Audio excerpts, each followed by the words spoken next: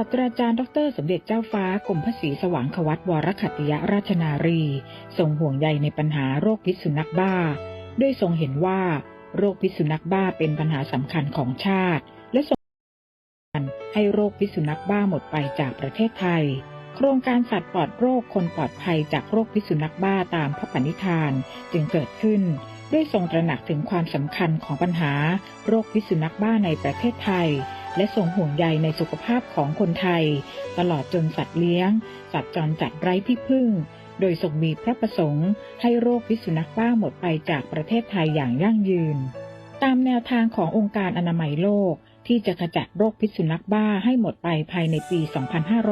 2573 ซึ่งโรคพิษสุนัขบ้าเป็นโรคเห็ดร้อนที่มีอันตรายอันดับต้นๆที่เป็นภัยต่อประชาชนโดยเฉพาะในภูมิภาคเอเชียและแอฟริกาที่ผ่านมาประเทศไทยพบผู้ป่วยและผู้เสียชีวิตจากโรคพิษสุนัขบ้าเป็นจำนวนมากด้วยพระปณิธานที่จะบรรลุเป้าหมายในการที่จะขจัดโรคพิษสุนัขบ้าให้หมดไปจากประเทศไทยโดยทรงเน้นให้สร้างศูนย์พักพิงให้สุนัขจรจัดในภูมิภาคต่างๆเพื่อให้วัคซีนและทำหมันสัตว์ขอบคุณท่านคณบดีขอบคุณอาจารย์แล้วก็เจ้าหน้าที่ทุกคนที่ให้ความสำคัญกับเรื่องนี้สิ่งที่ทำให้ข้าพเจ้าลุกขึ้นทำการประชุมอีกทั้งที่ห่างหายไปนานเพราะว่าข้าพเจ้ามีความกังวลที่ได้ทราบว่าในปี64นี้ยังไม่ทันจะจบปีเลยก็มีคนตายด้วยพิษสุนัขบ้า4 คนถ้าคนที่ไม่ได้เป็นสัตวแพทย์อาจไม่เข้าใจหรือว่า4 คนนี่มันยังน้อยมันไม่ใช่10-20ถ้าปล่อยให้เป็น10-20นะคะเมืองไทยพังแน่แต่ข้าพเจ้าก็ต้องขอบคุณสัตวแพทย์ทุกคนที่เคยทำงานกับพี่ว่าทุกคนสละเวลาอันมีค่าของทุกคนเพื่อ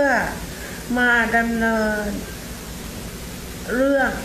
ในโครงการนี้ให้สำเร็จลุล่วงนอกจากนี้ในทุกครั้งที่เสด็จเยี่ยมราษฎรและหน่วยแพทย์อาสาสมเด็จพระศรีนครินทราบรมราชชนนีหรือพอสวทรงมีพระนโยบายให้สัตวแพทย์อาสาจุฬาภรณ์ออกหน่วยร่วมให้บริการตรวจรักษาและให้คำแนะนำการดูแลสัตว์เลี้ยงของราษฎรส่งผลให้ประชาชนตระหนักและรับทราบถึงความสำคัญของการขจัดโรคพิษสุนัขบ้าให้มากยิ่งขึ้นจากการดำเนินการตั้งแต่ปีที่1จนกระทั่งถึงปีที่4นั้นเนี่ยเราพบว่าจำนวนของผู้เสียชีวิตจากโรคพิษสุนัขบ้าเนี่ยลดลงเป็นอย่างมากครับแล้วก็สอดคล้องกับจำนวนของสัตว์ที่ป่วยด้วยโรคพิษสุนัขบ้าด้วยก็มีจำนวนลดลงนะครับก็เป็นผลจากการที่ดำเนินการร่วมกันเราต้องเรียกว่าการดำเนินการในโครงการนี้เนี่ยเป็นการดำเนินงานในลักษณะของบูรณาการนะครับคือทำงานด้วยกันหลายหน่วยงานเข้ามาทำงานร่วมกันนะครับเพราะเรามีเป้าหมายเดียวกันคือต้องการที่จะให้โรคพิษสุนัขบ้าเนี่ยหมดไปจากประเทศไทยตามพระปณิธานขององค์ประธานซึ่งทรงมีความห่วงใยในพี่น้องคนไทยทั้งเรื่องของสุขภาพของคนด้วยและก็สุขภาพของสัตว์ด้วยนะครับเพราะฉะนั้นการดำเนินงานในเฟสแรกถือว่าประสบความสำเร็จในระดับหนึ่งครับแม้ว่าเมื่อสิ้นสุดโครงการในระยะที่1นั้นเนี่ยยังไม่สามารถที่จะขจัดโรคพิษสุนัขบ้าให้หมดไปจากประเทศไทยได้แต่จำนวนของผู้เสียชีวิตก็ลดลงมากเหลือเพียง3 รายในปี 2563 แล้วก็การป่วยในสัตว์นะครับโดยเฉพาะอย่างยิ่งในสุนัขและแมวซึ่งเป็นสัตว์เลี้ยงที่ใกล้ชิดกับคนนะครับก็มีจำนวนลดลงเป็นอย่างมากครับแต่ว่า เมื่อยังไม่หมดเราก็จะมีการดำเนินโครงการในระยะต่อไปนะครับเพราะว่าการดำเนินงานเพื่อให้ขจัดโรคพิษสุนัขบ้าไปได้อย่างยั่งยืนนั้นเนี่ยเราคงต้องมีการดำเนินงานอย่างต่อเนื่องแล้วก็ต้องมีการให้ความรู้ความเข้าใจ